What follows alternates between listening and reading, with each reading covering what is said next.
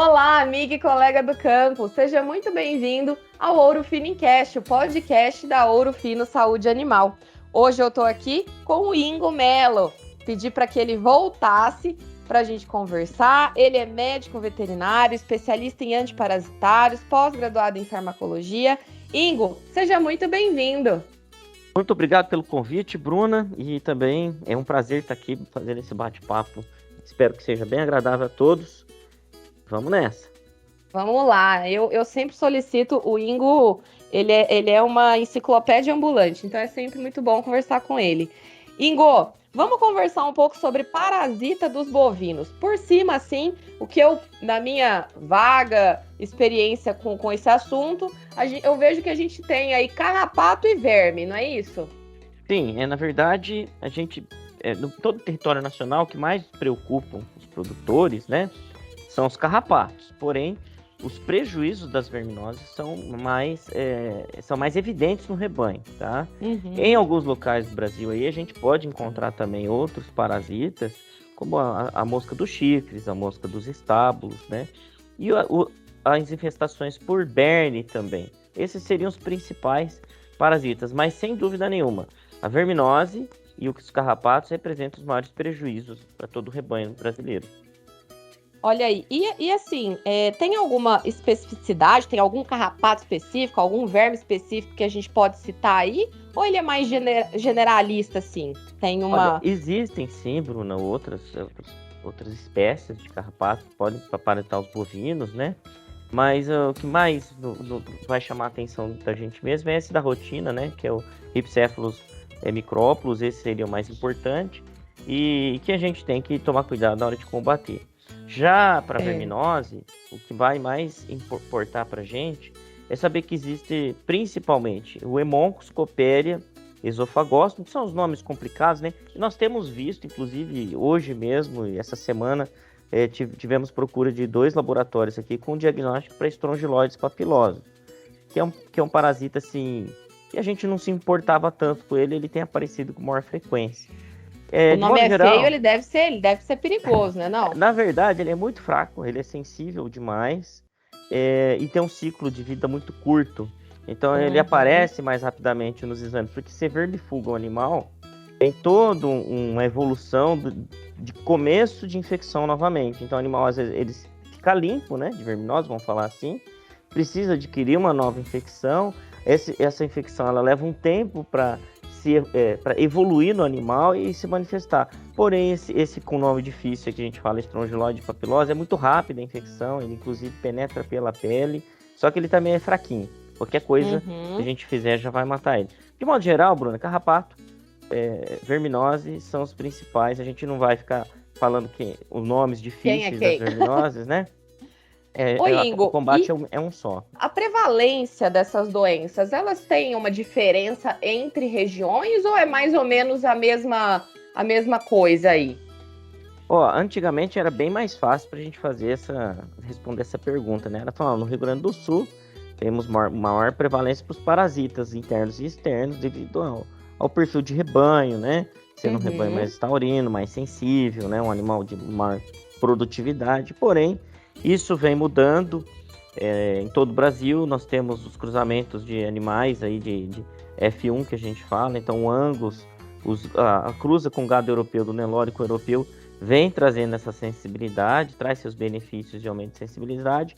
E também nós temos uma pecuária mais tecnificada. E olha que interessante, Bruno. Agora, uma coisa interessante mesmo para vocês prestarem atenção.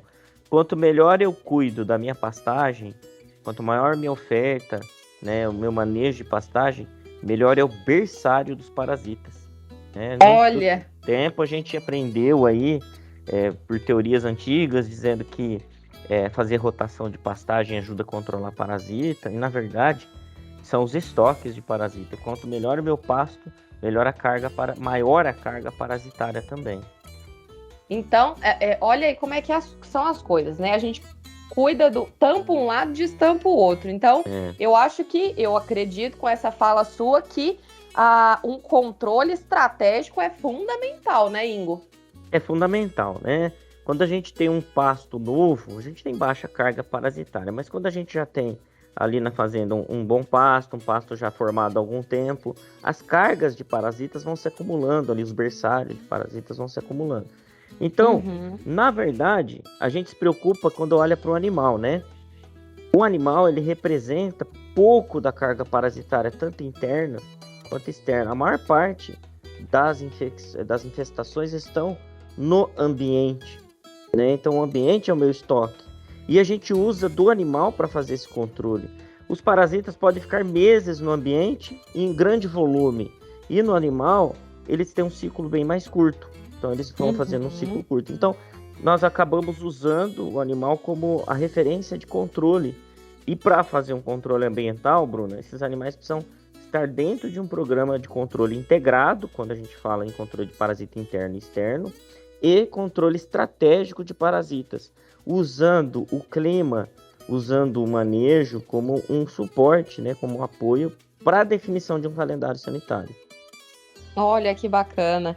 É muito importante mesmo a gente conseguir ter o apoio de um técnico para nos auxiliar nesse protocolo estratégico, né? Como o Ingo comentou, integrado. A gente precisa realmente cuidar de todas as fases, né? E ter essa ciência de que não é só o animal, o pasto também abriga esses parasitas e a gente precisa dar atenção para isso, né, Ingo?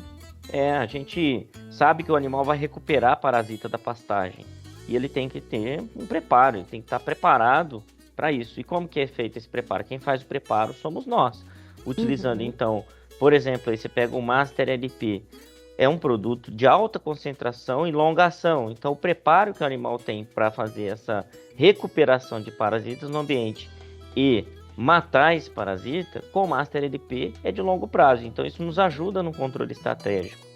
É importante isso. Já o Evol, por exemplo, que tem uma ação mais curta, porém muito mais potente, ele trata o animal. Tá? Então, ele está tratando do animal e o Master está mantendo o animal limpo. Então, isso seria que a gente fala de controle estratégico usando Master e Evol. Nós temos até trabalho para isso.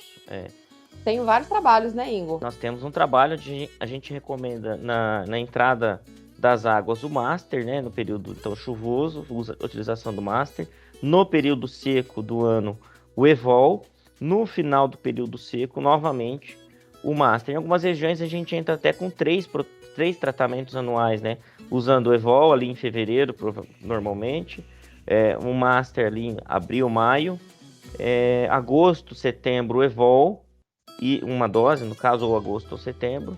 E novembro, outubro e novembro a gente volta a utilizar o Master. Então esse é o protocolo de controle estratégico de parasitas internos.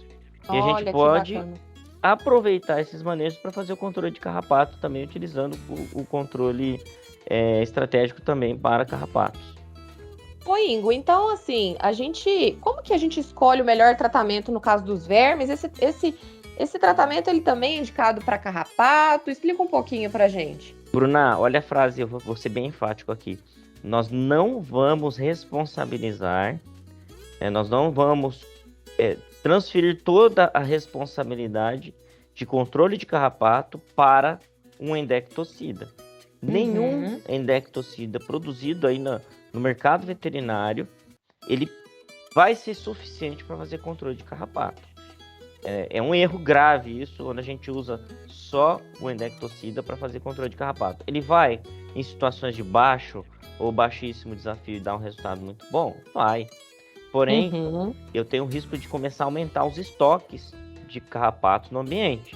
Então, por isso eu preciso estar alerta e utilizar os carrapaticidas como auxiliares no controle também de carrapatos. Então, o endectocida é auxiliar e os carrapaticidas são realmente os responsáveis pelo controle. Tá? Cada macaco no seu galho, né? É aquele negócio, acho que a gente até conversou sobre isso no episódio anterior que a gente teve aqui juntos. Eu trato diarreia bacteriana com antibiótico e diarreia por eiméria com o isocox. Exatamente. Então aqui é a mesma coisa, né? Se a gente for pensar na relação, a gente usa um endectocida, mas a gente tem que usar um carrapaticida também. Exatamente. Se eu tenho problema de carrapato, o endectocida ali, ele compõe o meu protocolo, mas quem é o responsável é o carrapaticida. Aí a gente tem Superior, né? Tem o Flatak, que também é vermífugo. Nós temos a família Colosso toda, né? Que são os responsáveis por controle de carrapato. E o Master ali, o Evol, vão nos ajudar nisso, vão reforçar esse controle. Olha, que bacana. Ingo, e assim, a gente tem alguma terapia de suporte para ser feita junto com esses produtos ou normalmente não se faz?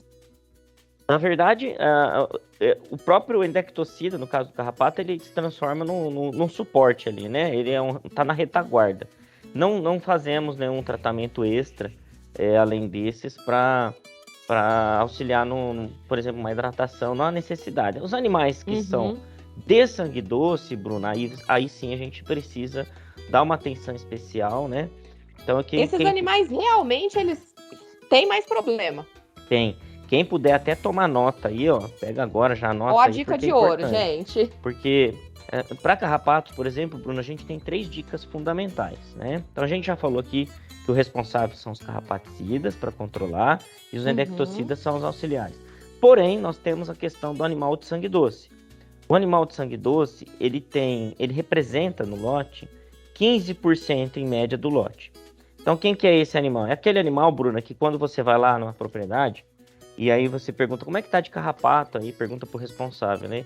Ele vai te responder assim, ó, até que tá bem controlado, o gado tá limpo. Só tem uma meia dúzia aí, que é de sangue doce, que tá mais pesteado, né? Ele vai te responder mais ou menos isso. Só que essa meia dúzia, então agora a gente esquece essa meia dúzia, ela na verdade é 15% na média. Tá? Esses 15%, Bruna, tem 70% do carrapato da contagem total do lote. Nossa, é muita coisa então, gente. 15%, que é aquela meia dúzia do vaqueiro lá, tem 70%. E aí, Bruna, se ele tem 70% das teleógenas do lote, olha o impacto disso. Uma teleógena é capaz de eliminar 3.000 ovos no ambiente.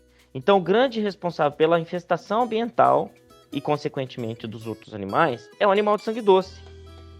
Então, a dica é, se você quer fazer um bom suporte, o suporte tem que ser feito em cima do sangue doce. Sangue doce é um protocolo extra. Você vai olhar para o sangue doce e vai rédea curta. Não adianta, então, a gente colocar um protocolo geral para todo mundo e esquecer do sangue doce. O sangue doce, ele tem que ser tratado de modo especial, porque eu estou eliminando 70% da carga parasitária que vai para o ambiente. Então, o sangue doce... Olha que interessante, gente. É um olhar... Tem que ter um olhar mesmo mais carinhoso com o sangue doce, né? Bruna, passou no curral ali para fazer qualquer coisa, uma pesagem, qualquer coisa que você for fazer no curral, viu um sangue doce, chama ele na chincha. Eu consigo saber qual é o animal de sangue doce olhando pro animal. Ele destoa do lote, ele tem muito mais carrapato que o restante do lote. Né? Olha que interessante. Ele anda com uma luz vermelha já acesa. Pra gente ir para os finalmente aqui da nossa conversa, eu tratei meu gado com carrapato, tratei meu gado com verme, aí aparentemente todo mundo sarou, tá todo mundo bem. Isso é uma falsa impressão de que às vezes tá tudo bem, né? Eu continuo tendo que fazer esse tratamento, continuo tendo que fazer esses protocolos, certo? Exato, Bruna, diferente de uma infecção, né? Causa de diarreia, que você trata do animal e ele fica curado, a verminose ela é constante e o carrapato ele é constante no rebanho. Você só controla as cargas, mantém ela em níveis baixos, né? Esse que é o nosso objetivo.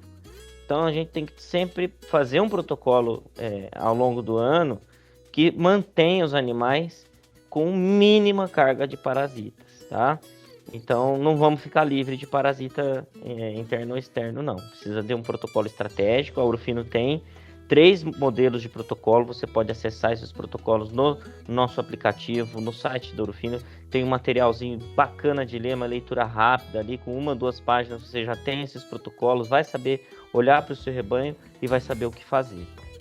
Olha aí que bacana, gente. Então, assim, ó, Ingo aqui já deu a dica de ouro. Tem mais alguma dica de ouro, Ingo? Tem o Examina, Bruna. Nós temos um programa violento aí, que é o programa Examina. Nossa equipe toda é bem capacitada para isso, então ela tem os kits para fazer a avaliação dos carrapatos, ver a sensibilidade desses carrapatos aos inúmeros endectocidas e principalmente os acaricidas que a gente tem para o controle. E nossa equipe, eu costumo dizer que está sempre perto de você. Então tá fácil, Bruna. Aciona alguém da Ouro Fino, eles vão lá olhar o rebanho, classificar o rebanho, fazer um exame de fezes, fazer um exame de sensibilidade do carrapato e vai te trazer o melhor protocolo de controle estratégico anual. Olha, que bacana, Ingo. Muito obrigada, te agradeço demais pela conversa e espero te ter numa próxima aqui comigo. Valeu, pessoal. Valeu, Bruna. Pessoal, muito obrigada pela atenção de vocês. Espero que vocês tenham gostado dessa nossa conversa e, como o Ingo comentou, a gente tem muito material na nossa rede social, no nosso site. Baixem nosso aplicativo, tem muita informação, muito boletim técnico, vídeos. Fiquem sempre por dentro dos nossos materiais, que com certeza vai ter muita informação para ajudar vocês aí no campo, tá bom? Até uma próxima, muito obrigada, tchau!